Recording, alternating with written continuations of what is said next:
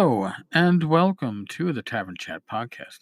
I am your host, Eric Tenkar, your bartender in the OSR, your main proprietor at the Tenkar's Tavern blog. Let me just remove my headset.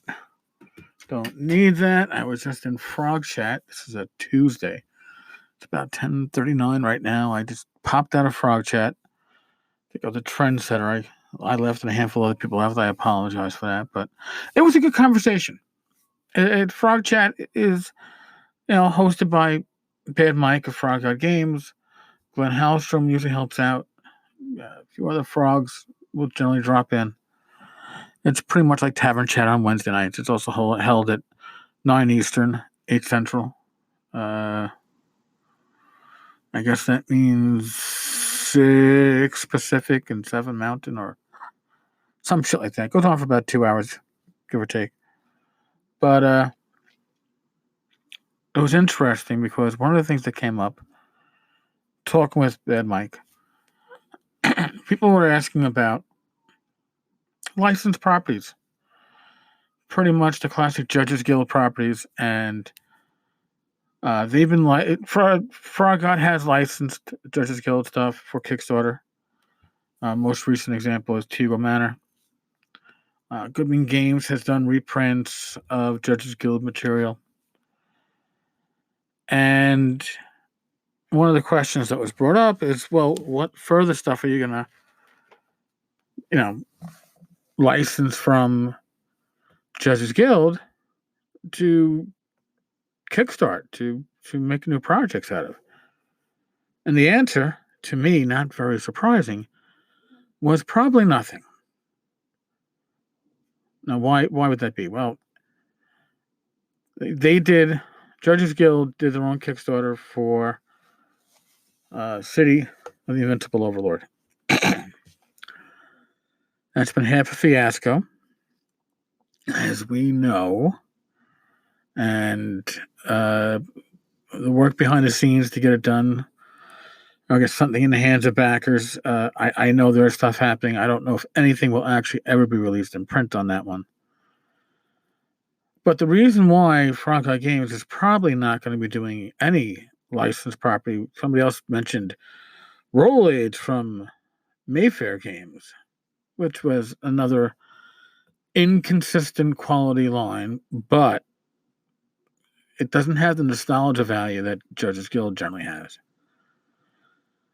Judges Guild has a lot of nostalgia for people who came into the hobby when Judges Guild was putting stuff out as fast as they could print it.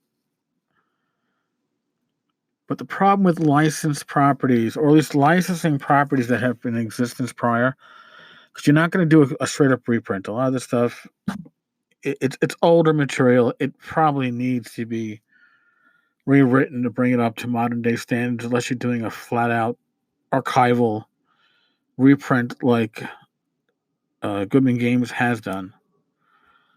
So you're going to have to pay somebody to rewrite it, and you could probably pay somebody to write new quality new material the same amount that you're going to pay them to rewrite the old material as they could the new material, and you've got to pay a licensing fee, right? So already there's that. Whether your licensing fee is a set amount or whether it's a percentage of the gross, it is another aspect of getting less money out of the work you're doing.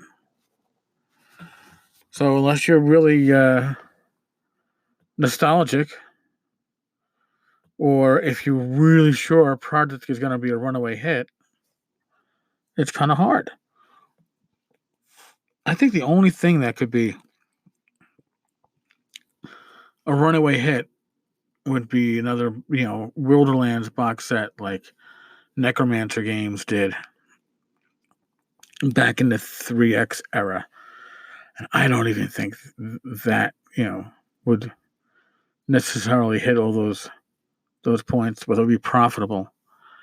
Because, yes, believe it or not, companies that are publishing, that aren't just fan publishing, are in it for making a profit. They do it because they enjoy it. They're having fun.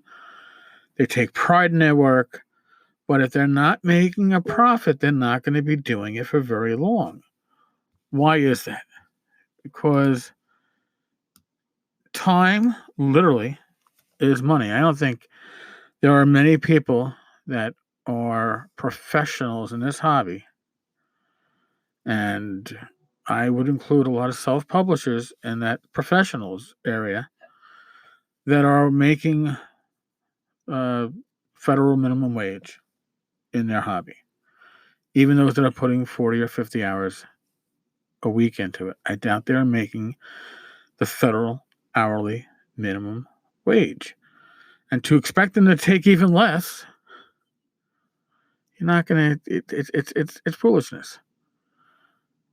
So therein lies the issues. If you like the old Rolade stuff, I am not going to tell you where to find it in PDF. I stumbled across it without even trying earlier tonight. I was like, ooh, God. But I have most of the stuff in print. I have it away in boxes. It's either in storage or it's in my closet or it's in my basement. And the quality of the Mayfair stuff, the Rolaids line, was inconsistent. Now, there are some people that are going to be highly nostalgic about the Rolaids releases. I understand that. I do. But I think there's a lot more people that are nostalgic about Judge's Guild.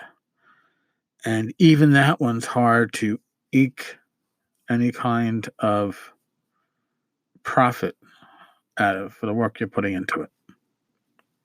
Just me. I mean, I really should do a whole economics episode one day about Kickstarter. I don't know if the vast majority are going to find it interesting, but I certainly do. Because there's a whole series of things you have to think about, including, especially if you're a self-publisher and you haven't done an LLC to protect yourself, timing of when you're doing your Kickstarter and when you are shipping your Kickstarter is huge, huge, huge. Yeah, an episode for another day. All right, folks. On that note, I'm going to bow out. I'll touch in with you all tomorrow. And if you are just hanging around and you have nothing to do tomorrow night, Rachel's killing herself in the next room. 9 o'clock Eastern, 8 o'clock Central, 7 Mountain, 6 p.m. Pacific. That sounds right. On the 10 Cars Tavern Discord server, we have a hangout called Tavern Chat. And we generally get, 15, 20, 25, sometimes 30 people hanging out. A lot of them lurk. Some of us talk. I talk way too fucking much, but you knew that. And it's a nice little hangout. It's a nice little way to get some inside information as to what's going on in the community and gaming in general. Get to talk to some people that you normally get a chance to talk to or hear from. It's like going to a convention and hanging out. It's a lot of fun. All right, folks, on that note, be safe, be well, God bless. Roll those dice. Roll them well. I will talk with you all tomorrow. Later, folks.